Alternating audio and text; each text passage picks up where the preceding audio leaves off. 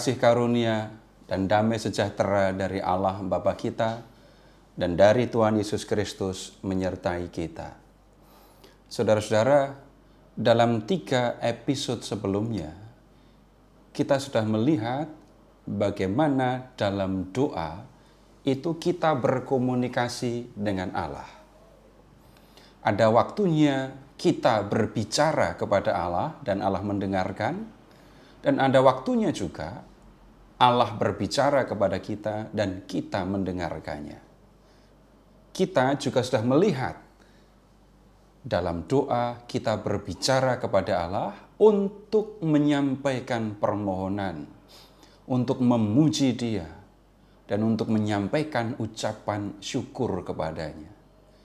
Nah, kali ini kita akan melihat bagaimana kita mendengarkan Allah berbicara kepada kita. Tentu saja tidak pernah boleh dilupakan, Allah sudah berbicara kepada kita, Allah sudah menyampaikan firman-Nya itu di dalam kitab suci.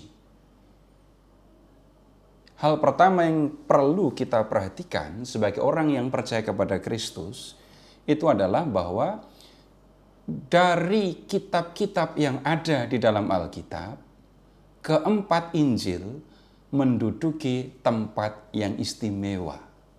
Karena itu, saudara-saudara, di dalam gereja Katolik, setiap hari Injil dibacakan dalam perayaan Ekaristi.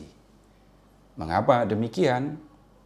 Sebagai orang yang percaya kepada Kristus di dalam gereja Katolik, kita mengikuti Yesus.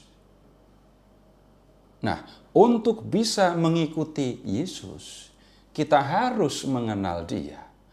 Bagaimana mungkin kita mengikuti pribadi yang tidak kita kenal? Tetapi bagaimana kita bisa mengenal Yesus kalau nyatanya kita tidak bisa lagi bertemu dengan Dia secara fisik? Kita tidak perlu khawatir dan tidak perlu berusaha untuk menghadirkan kembali Yesus secara fisik di dunia ini. Tuhan Yesus pernah hidup di dunia, Dia hidup bersama dengan para rasul. Para rasul melihat apa yang dikerjakan oleh Yesus, mendengarkan apa yang diajarkan oleh Yesus. Nah, kemudian apa yang disampaikan oleh Yesus, apa yang dikerjakan oleh Yesus, itu diwartakan oleh para rasul, dan kemudian apa yang diwartakan oleh para rasul itu kemudian ditulis, dan tulisan-tulisan yang menyangkut kehidupan dan pengajaran Yesus itu menjadi 4 Injil yang kita miliki sekarang. Nah, kalau kita mau mengenal Yesus, kita masih bisa melihat Yesus. Kita masih bisa mendengarkan apa yang diajarkan oleh Yesus. Caranya dengan membaca kitab suci, khususnya keempat Injil. Dengan melihat apa yang dilakukan oleh Yesus, dengan mendengarkan apa yang diajarkan oleh Yesus, maka kita akan bisa memiliki pengenalan yang lebih dalam tentang Yesus Kristus itu. Nah, sekarang bagaimana kita harus membaca kitab-kitab di dalam Alkitab, khususnya keempat Injil ini? Ada sikap mendasar yang harus kita perhatikan dan perlu ada di dalam diri kita. Kitab suci memuat firman Allah. Dalam kitab suci, kita bisa menemukan, kita bisa membaca apa yang difirmankan, apa yang dikehendaki oleh Allah. Dan karena itu, kitab suci menjadi sarana perjumpaan kita dengan Allah. Dalam Konsili Vatikan kedua, khususnya dalam dokumen yang disebut Dei Verbum, artikel 21, dikatakan begini. Dalam kitab-kitab suci, Bapa yang ada di surga, penuh cinta kasih menjumpai para putranya dan berwawancara dengan mereka. Kemudian saudara-saudara juga bisa mengingat dalam perayaan Ekaristi, setiap kali lektor membacakan kitab suci dan sudah selesai membacakannya, lektor akan mengatakan, demikianlah sabda Tuhan.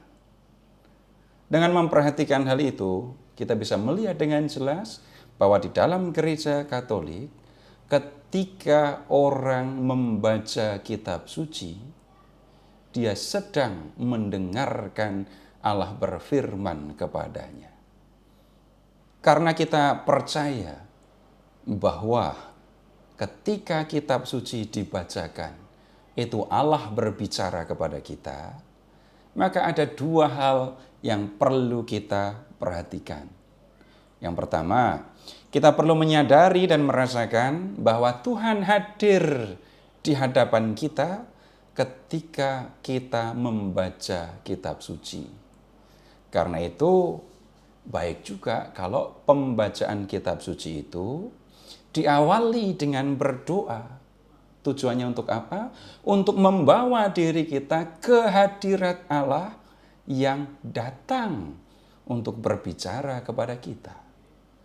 Kemudian yang kedua, kita perlu bersikap sebagai hamba yang mendengar tuannya berbicara, atau sebagai murid yang mendengarkan gurunya berbicara, atau sebagai anak yang hendak mendengarkan ayahnya berbicara kepadanya.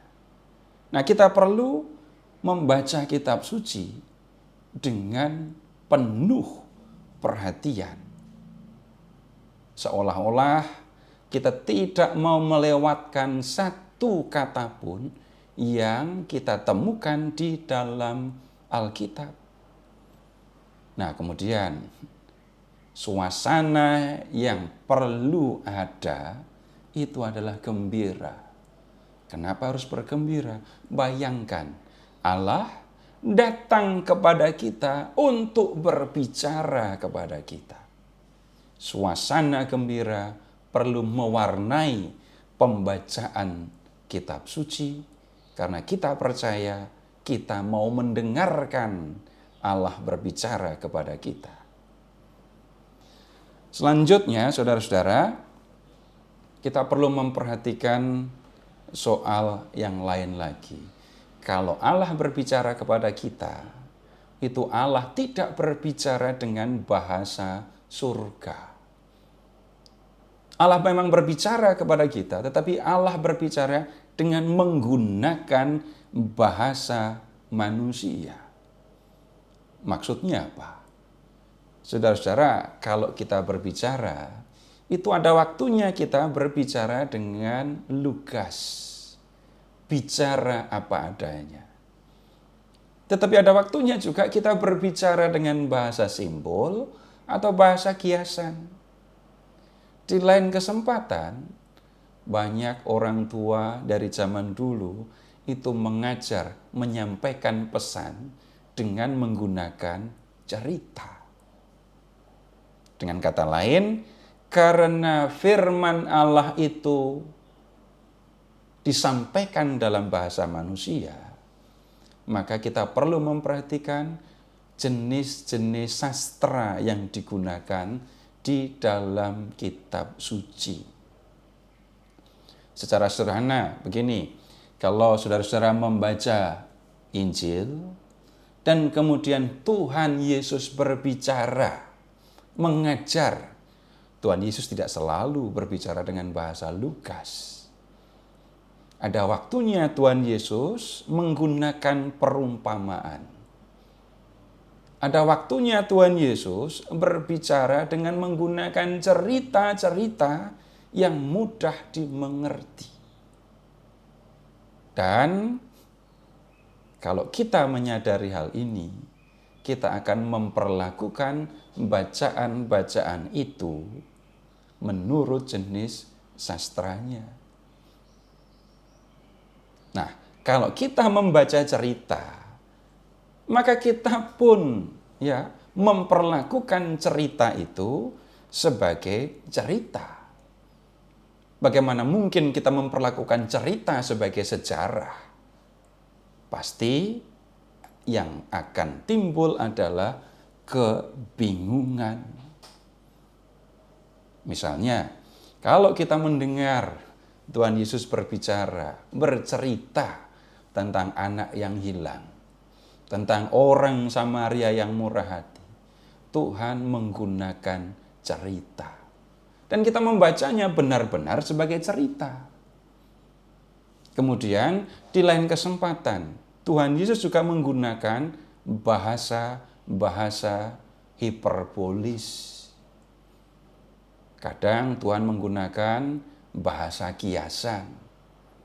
Di mana kita bisa menemukan gaya bahasa hiperbolis. Saudara-saudara pernah mendengar Tuhan Yesus mengatakan, kalau matamu menyesatkan engkau, cungkillah.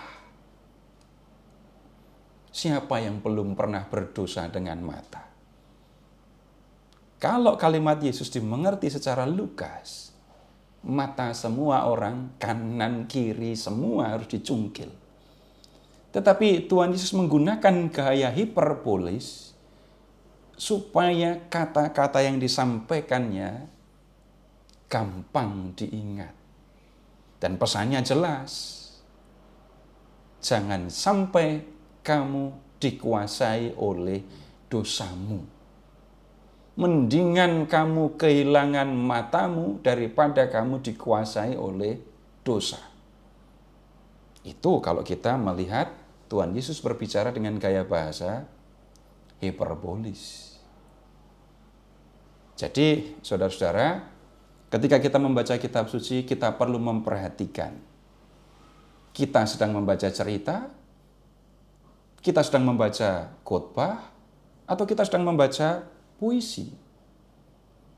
Atau mungkin juga kita menemukan peribahasa.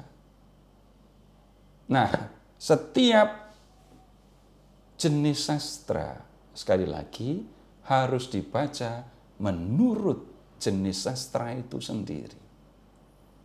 Berikutnya, ketika kita membaca kitab suci, kita perlu menaruh perhatian kepada firman itu dengan sungguh-sungguh. Tidak perlu terburu-buru membacanya, apalagi mengatakan saya pernah membaca perikop ini dan saya sudah tahu intinya. Kalau orang sudah mengatakan seperti itu, dia tidak akan melanjutkan pembacaan, dia tidak akan menikmati lagi pembacaan. Lalu, apa yang harus dilakukan? Baca isi kitab suci, kata demi kata, kalimat demi kalimat, dan perhatikan supaya setiap kata, setiap kalimat itu menjadi kegembiraan tersendiri bagi kita ketika kita sedang membacanya. Jadi, membaca kitab suci perlu perhatian yang sungguh-sungguh. Bukan menunggu kalau ada waktu luang, tetapi kita perlu meluangkan waktu untuk membaca kitab suci, untuk mendengarkan Tuhan berbicara kepada kita. Nah, kemudian kalau Tuhan berbicara, apa yang harus saya lakukan? Jelas, saya memperhatikan, saya mendengarkannya. Bagaimana itu dilakukan? Sederhana saja. Saudara-saudara, Tuhan memberikan kepada kita pikiran dan perasaan. Dan kita menggunakan itu ketika kita membaca kitab suci. Silahkan saudara-saudara mengingat, kita menggunakan pikiran kita selama ini, ya, itu untuk memahami, untuk mengingat, untuk berlogika, dan untuk berimajinasi. Dan kita perlu menggunakan kemampuan pikiran kita untuk menikmati firman itu, untuk menerima kebenaran yang hendak disampaikan kepada kita. Dan bagaimana kita menggunakan kemampuan kita itu? Misalnya kita sedang membaca teks kitab suci yang berupa cerita. Nah, kita menggunakan pikiran kita untuk berimajinasi, untuk membayangkan adegan-adegan yang disampaikan dalam cerita itu. Mata kita tertuju kepada tulisan, tetapi pikiran kita membangun sebuah teater di dalam pikiran untuk menampilkan adegan-adegan yang diceritakan. Sementara itu, hati kita melibatkan diri dalam perasaan tokoh-tokoh yang ditampilkan di dalam cerita itu. Nah, kemudian kalau kita membaca teks kitab suci yang berupa firman Yesus,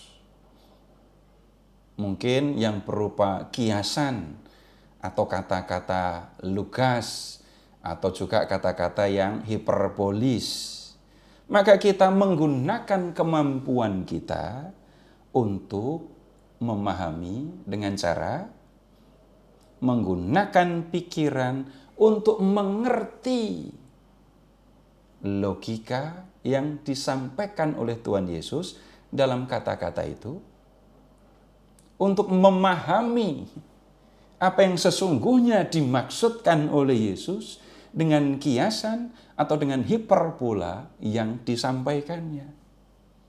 Dengan cara seperti itu, nah kita kemudian mengerti apa yang sebenarnya dikehendaki oleh Tuhan Yesus. Nah, selanjutnya saudara-saudara ingat kembali dalam pembacaan kitab suci itu kita mendengarkan Tuhan berbicara. Ketika Tuhan berbicara, kita mendengarkan. Dan setelah itu, kita menanggapinya dengan berdoa. Apa yang disampaikan oleh Tuhan dalam kitab suci, itu ya bisa jadi mengingatkan kita. Bisa jadi menghibur kita. Bisa jadi meneguhkan kita. Bisa jadi apa yang disampaikan di dalamnya adalah pernyataan tentang siapa Tuhan dan apa yang dikehendakinya. Dan dengan cara seperti itu, Tuhan memperkenalkan diri kepada kita, menunjukkan kehendaknya kepada kita. Dan setelah kita mendengarkan itu semua, entah itu hiburan, teguran, peneguhan, pernyataan diri Yesus, atau kehendak Yesus kepada kita, dan sesudah itu kita pun menanggapinya dengan berdoa. Jadi, saya mendengarkan Tuhan berbicara, dan saya kemudian menyampaikan doa-doa saya, dan doa saya benar-benar merupakan tanggapan terhadap firman yang disampaikannya kepada saya. Sebagai contoh, dalam perumpamaan tentang anak yang hilang, saya belajar Tuhan menyampaikan pesan kepada saya supaya berani bertobat karena Allah mengasihi saya. Seperti anak yang hilang itu kembali kepada bapaknya karena percaya akan kasih bapaknya. Yang dia lihat kepada dirinya, yang dia lihat kepada orang-orang upahannya. Nah, kemudian ketika saya memahami pesan itu, maka saya akan menanggapinya dengan berdoa begini. Ya Bapa, bantulah kami agar sanggup melihat dosa-dosa saya, berani memperbaiki diri saya, dan kembali kepadamu karena Engkau sungguh-sungguh mengasihi kami, karena Engkau menghendaki kami menjadi baik dan senantiasa dekat kepadamu.